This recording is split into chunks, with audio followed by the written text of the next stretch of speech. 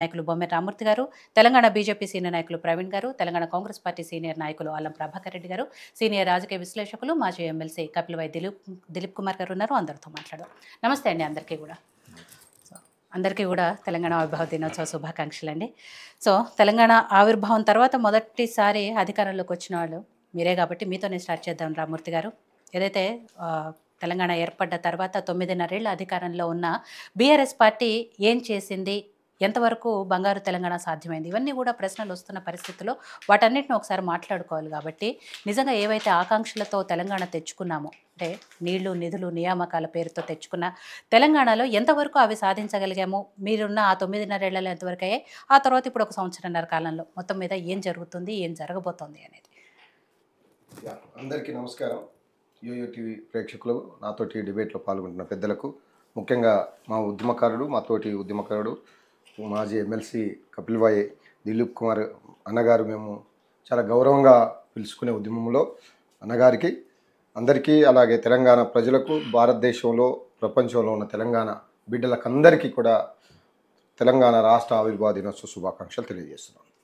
వాస్తవానికి ఎన్నో ఆశల మధ్య, ఎన్నో నిర్బంధాలతో కూడిన తెలంగాణ ఉద్యమంలో కేసీఆర్ గారు సచ్చుడో తెలంగాణ వచ్చుడో అనే నినాదంతో 14 సంవత్సరాలు పోరాటం చేసిన తర్వాత, మొక్కవోని దీక్షతోటి, గతంలో 1969 తర్వాత ఎన్ని ఉద్యమాలు వచ్చినా నీరు గారిపోవడం, ఇక మళ్ళీ తెలంగాణ ఉద్యమం వస్తే అది మళ్ళీ ఏవో పదవుల కోసమో లేక ఇంకే దానికోసమో మళ్ళీ నీరు గారొద్దని ఒక దృఢ సంకల్పంతో స్టార్ట్ చేసిండు కేసీఆర్ గారు.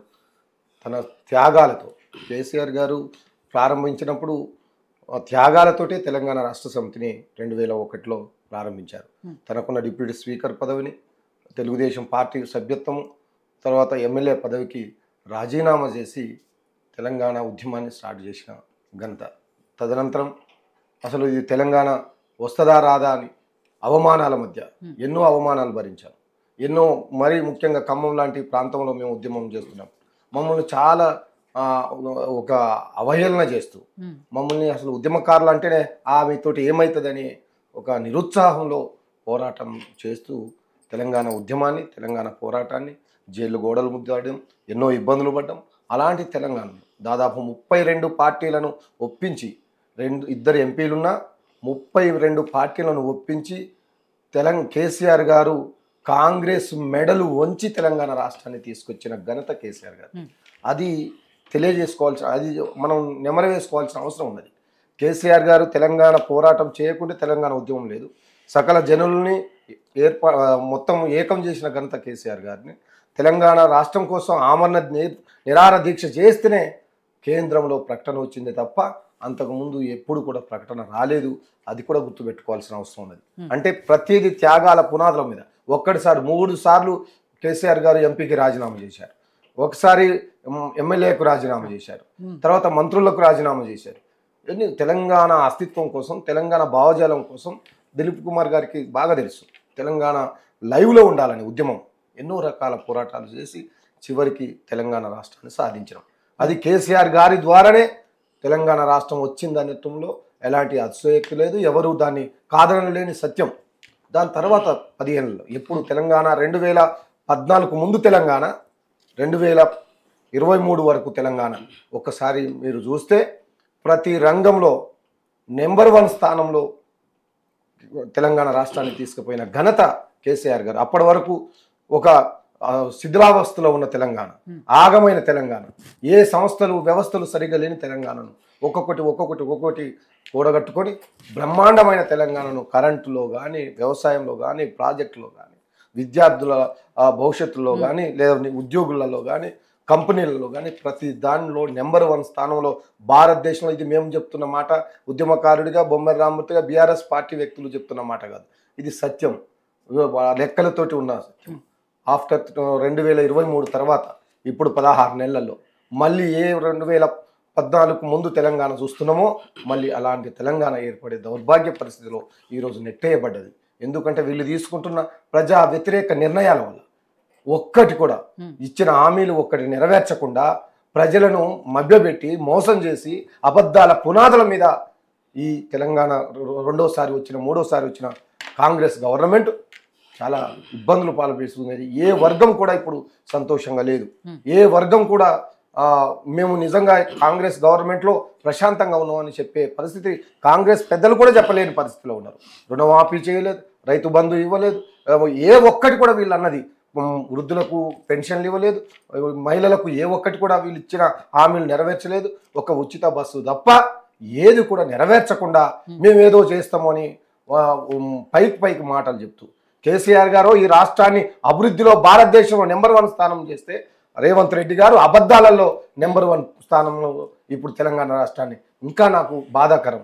ఇక్కడ ఉన్న ఉద్యమకారులు కానీ ఇక్కడ ఉన్న వివిధ పార్టీల పెద్దలు కూడా తెలంగాణ రాష్ట్రాన్ని అవహేళనపరుస్తున్నాడు. ఇంకా ఇది క్యాన్సర్ పేషెంట్ అని, ఇది ఎయిడ్స్ పేషెంట్ అంటూ, ఇది అసలు ఆగమైన ఎలాంటి తెలంగాణ మొత్తం ఆగమైపోయిందని భారతదేశం ముందు ప్రపంచం ముందు తలదించుకునేటట్టు తెలంగాణ ఆత్మగౌరవాన్ని కించపరుస్తుంది రేవంత్ రెడ్డి గారు. ఈ విధానాన్ని ఇక్కడైనా మార్చుకోవాలని నేను ఈ సందర్భంగా ఈరోజు నిజంగా ఒక గొప్ప శుభదినం ఇది.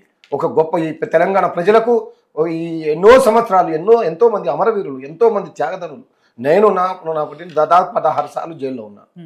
ఇప్పటి వరకు కూడా ఇంకా కొన్ని కేసులు నడుస్తూనే ఉన్నాయి. అంటే బాధలు పడ్డాం, కష్టాలు పడ్డాం, కన్నీళ్ళు అనుభవించడం. అది 10 సంవత్సరాలు చాలా బ్రహ్మాండంగా స్వర్ణయుగంగా అనుకోవచ్చు.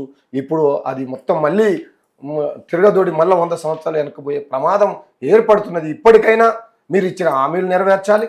దేని మీదనైతే మీరు తెలంగాణ రాష్ట్ర ప్రజల్ని మీరు ఎట్లా రేవంత్ రెడ్డి గారు మీరు సచ్చి పిడికడ దుమ్మైనా కానీ మిమ్మల్ని ఉద్యమకారులు అనరు. మీరు ఎప్పుడైనా ఉద్యమకారుల మీద తుపాకీ ఎక్కిపెట్టిన వాళ్ళే, మీరు ఎప్పుడు కూడా తెలంగాణ రాష్ట్రానికి వ్యతిరేకంగా ఉన్న వాళ్ళే.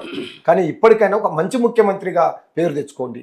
అంతే తప్ప చేతగాని ముఖ్యమంత్రిగా చరిత్ర పుటల్లో ఒక నీచుడిగా నిలిచిపోయే పనులు చేయొద్దని ఈ సందర్భంగా ఈ తెలంగాణ ఆవిర్భావ దినోత్సవ సందర్భంగా ముఖ్యమంత్రి గారికి అలాగే పెద్దలకు విజ్ఞప్తి చేస్తున్నాం. ఇది మన రాష్ట్రం, మన రాష్ట్రం బాగుపడాలని కోరుకోవాలి, బాగు చేయాలని కోరుకోవాలి. నా ఇల్లు బాగున్నదని కోరుకోవాలి. కానీ నా ఇల్లు ఆగమైపోయింది, నా రాష్ట్రం ఆగమైపోయిందని ఒక ముఖ్యమంత్రి స్థాయిలో ఉండి అలా మాట్లాడడం నిజంగా తెలంగాణ ప్రజలకు, ముఖ్యంగా మాలాంటి ఉద్యమకారులకు చాలా బాధ కలిగిస్తున్నది. ఇప్పటికైనా అలాంటి వ్యాఖ్యల్ని వెనక్కు తీసుకోవాలని ఈ సందర్భంగా మీ ద్వారా, యోయో టీవీ ద్వారా తెలంగాణ కాంగ్రెస్ పెద్దలకు విజ్ఞప్తి చేస్తున్నాం. ప్రభాకర్ రెడ్డి గారు, తెలంగాణ ఏర్పడ్డాక సరే 2 సార్లు బీఆర్ఎస్ పార్టీ అధికారంలో ఉంది, 3వసారి కాంగ్రెస్ ప్రభుత్వం అధికారంలోకి వచ్చింది. కాబట్టి ఏదైనా కూడా అంటే వాళ్ళున్న 9.5 ఏళ్లలో బంగారు తెలంగాణ అని చెప్పారు, ఇంకా చాలా రకాల హామీలు ఇచ్చారు, అవేవి చేయలేదు. కాబట్టి కాంగ్రెస్ పార్టీకి అవకాశం ఇవ్వండి అని కాంగ్రెస్ పార్టీ అప్పటి నాయకులు అడగటంతో తెలంగాణ ప్రజలందరూ కూడా కాంగ్రెస్ పార్టీకి పట్టం కట్టారు. ఇప్పుడు అధికారంలోకి వచ్చారు. కానీ మీరు అధికారంలోకి వచ్చిన ఈ సంవత్సరన్నర కాలంలో తెలంగాణ పునర్నిర్మాణం చేయాలి, ఏదైతే బీఆర్ఎస్ పాలనలో వెనక్కి వెళ్ళిపోయిన పార్టీని తెలంగాణని మళ్ళీ పునర్నిర్మాణ దిశగా చేస్తాము అని చెప్పినది ఎంతవరకు జరుగుతుంది? ఈ సంవత్సరన్నరలో మీరు చేసినవి ఏంటి స్పెషల్గా? ముందుగా తెలంగాణ ప్రజలకు తెలంగాణ రాష్ట్ర ఆవిర్భావ దినోత్సవ